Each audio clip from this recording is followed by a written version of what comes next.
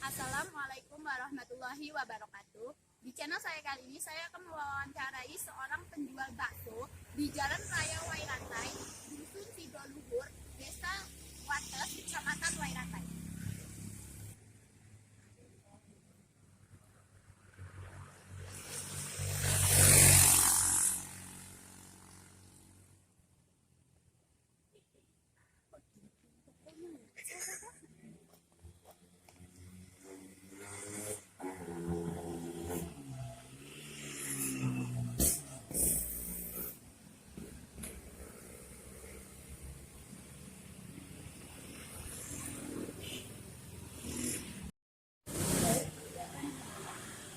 Tidak ada. Atau kalau terkenalnya kalau di sini Dodo. Tapi nama asli di Jalan Taksi Prima itu tidak ada. Dari mana asal Bapak? Saya asli orang Rantai, Sarong gue. Oke. Sarong ini ya. Sejak kapan Bapak mengikuti usaha ini? Saya mulai jualan bakso mulai tahun 2002. 2002. Udah 18 tahun. Alasan Bapak mendirikan usaha ini itu kenapa? Apa sebelumnya Bapak pernah mencoba usaha lain? Ya. Alasannya simple karena terpaksa. Jadi ada perlu tahu ya, bahwa usaha ini ada yang karena terpaksa. Jadi awalnya jualan bakso ini karena terpaksa, karena nggak ada kerjaan, nggak ada sawah, nggak ada ladang, kemudian kayaknya ada ada potensi. Jadi waktu itu saya bingung mau kerja apa, makanya kerja bakso ini kan masuk karena terpaksa, nggak cita-cita, nggak dirancang kerja apa. Gitu. Jadi jangan ya, ada suatu usaha itu yang karena terpaksa, termasuk saya ini terjun ke bakso ini karena terpaksa, karena nggak ada usaha lain, nggak ada kerjaan lain ya. Awalnya itu. Terus Siapa saja yang terlibat saat Bapak mendirikan usaha ini? saya dengan istri berdua aja. Berdua. Waktu itu masih baru nikah kan, memang baru nikah. Setelah nikah baru membuat usaha ini. Berapa karyawan yang bekerja di sini? Kalau dulu awalnya belum ada. Kalau sekarang ini bukan karyawan ya, yang bantu lah ya. Kalau karyawan itu nanti ada namanya pakai syarat masuk dan sebagainya, ini yang bantu aja. Beda antaranya kan kita ini bukan bukan perusahaan resmi atau jadi kan cuma mau makan, jadi itu bukan karyawan. Jadi kata saya bilang yang bantu lah, yang bantu kerja di rumah saya itu ada 12 orang. Itu tiga cabang, 12 itu di sini depan BRI itu, kemudian di Pasar Jatiringgo. Sudah ada cabangnya Pak? Jadi 12 orang yang bantu sekarang. Itu semua dari cabang-cabangnya juga? Cara Bapak untuk memperkenalkan bakso ini gimana Pak? Kalau dulu kan alami aja lah kalau dulu ya. Kalau zaman dulu kan belum ada teknologi ini. Nah kalau sekarang mulai ada teknologi ya, sebenarnya bukan kita yang masarkan, itu rata-rata justru konsumen aja yang masarkan. Dah makan di tempat kita, upload makan di kita apa yang sekarang ini. Kalau dulu memang kita kan di pasar.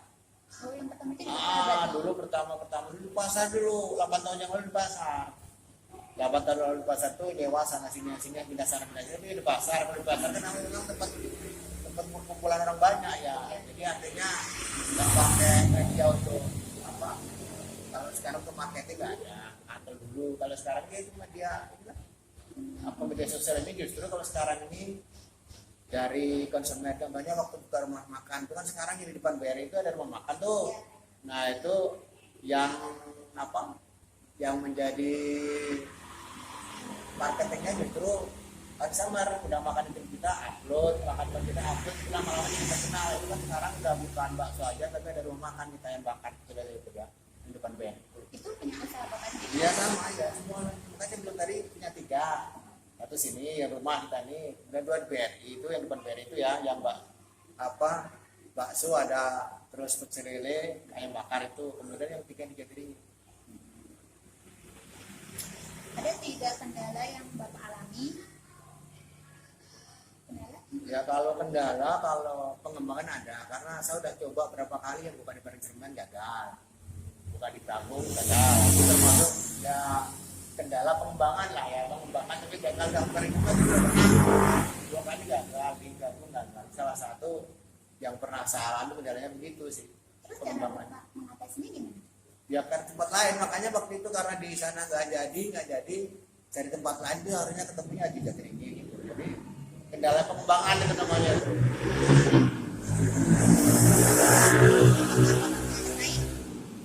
Pesaing banyak lah, kalau sudah berusaha itu pasti ada pesaingnya.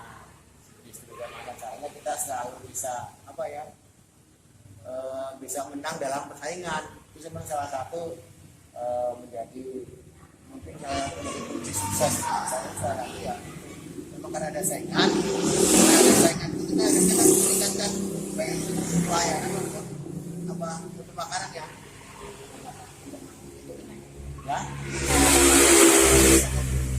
Contohnya kita kalau dalam bidang bakso itu dulu kan bakso kita tuh satu jenis nih, satu jenis ya baksonya kecil-kecil aja. Tatkala datang ke saingan terus saya berinovasi ke mana biar saya itu punya produk baru, akhirnya saya punya produk baru bakso jumbo itu yang gede itu termasuk produk baru itu yang dalamnya ada isi belaka itu. Nah jadi, belum kalau itu sekitar berapa tahun ini lah, karena udah banyak saingan kita akhirnya berinovasi bikin bakso ini. Nah memang kalau tempat kita ini udah ya maaf ya memang ada saingannya rata-rata kelasnya masih di bawah kita.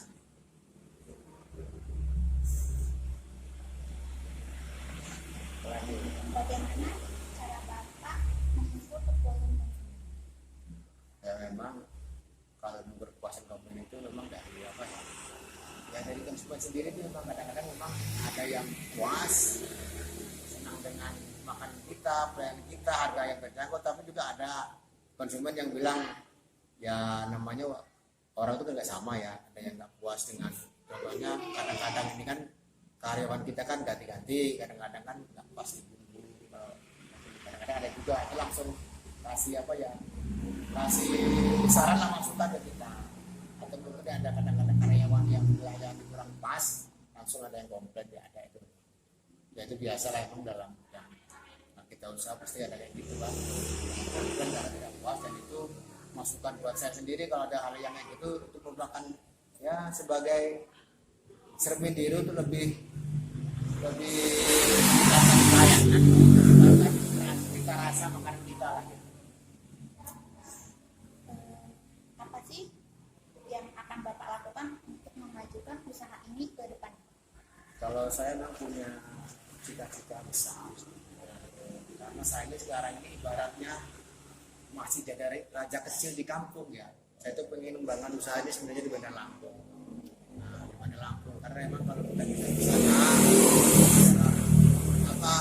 dalam mindset saya itu kalau bisa ke sana bisa eksis kita akan lebih maju dan lebih berkembang. Tapi kalau cuma nyampe di Blue di Barat Jerman di Barat aja kayaknya ya jadi raja kecil aja. Belum. Kenapa Pak? Ya tahun itu terus sekarang ada kendala, udah lah. Sekarang tuh membuka cabang di Bandar Lampung tuh perlu modal yang besar.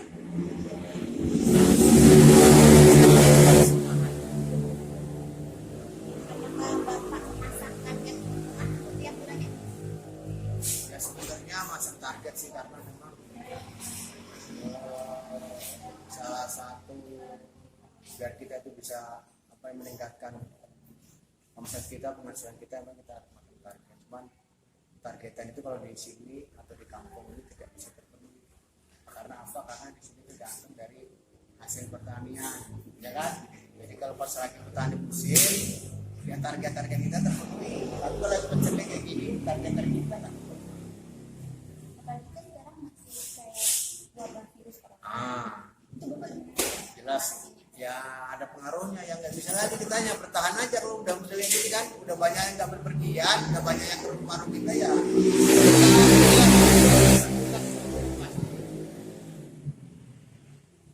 Kalau saya mau tahu ya Pak, berapa sih keuntungan Bapak per bulannya?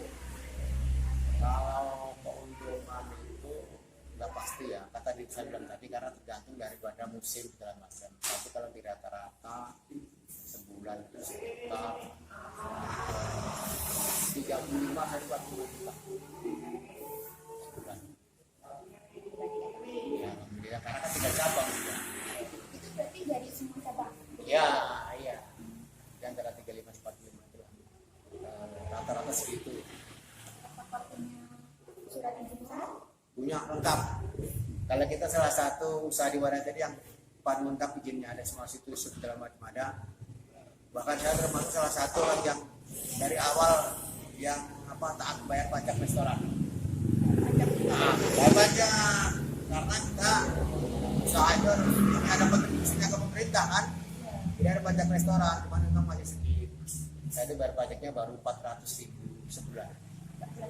Nah, karena memang kadang-kadang ya tahun sendiri kan belum ramai. Bayar pajak saya rajin saya bayar pajak restoran.